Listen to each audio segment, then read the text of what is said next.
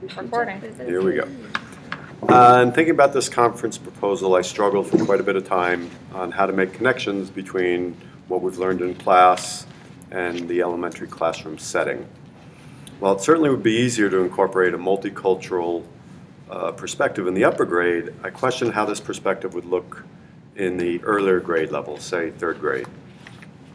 In thinking back to my experiences volunteering in elementary classes, I remembered the teachers spending time each and every day reading to the kids.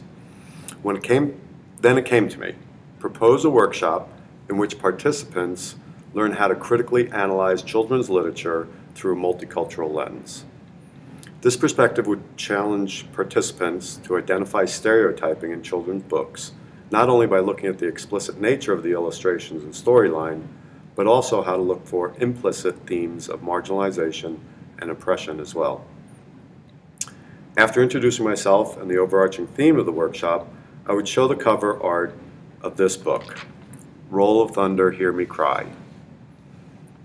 We can see the braided, kinky hair child with enlarged lips and a broad nose.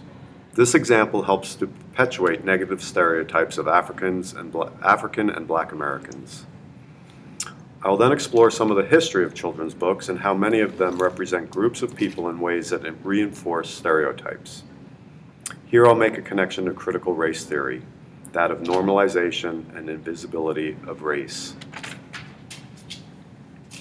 Oops.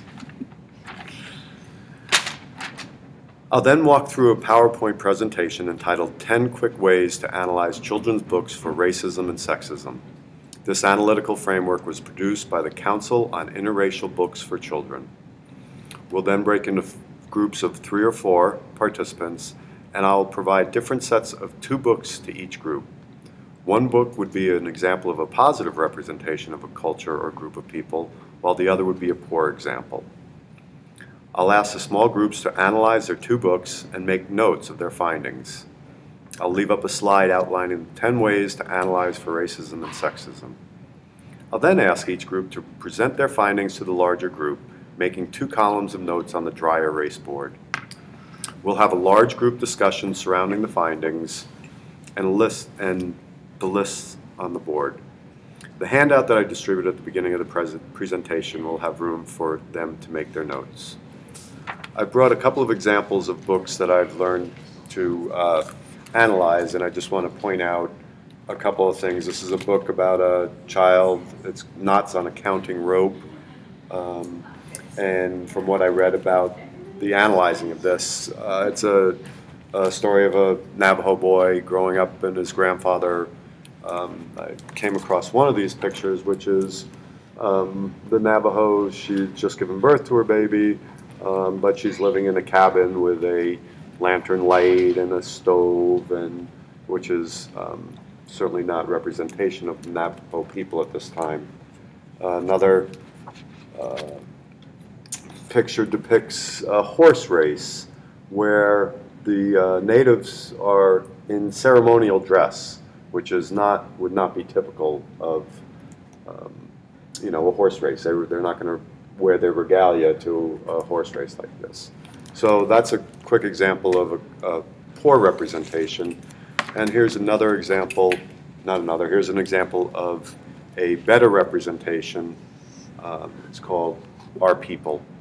And this is a story about a Black man reading to his daughter about the history of blacks and how they helped build the pyramids and were kings and queens, and it represents African Americans in a light that's positive and points out their contributions. They sailed with Columbus and explored America with Balboa, Ponce de Leon, and Lewis and Clark. And then it goes into, it mentions slavery and the people suffering under slavery, but it brings in men and women like Frederick Douglass, William Still, Harriet Tubman, and Sojourner Truth led our people to freedom. Talks about slavery and how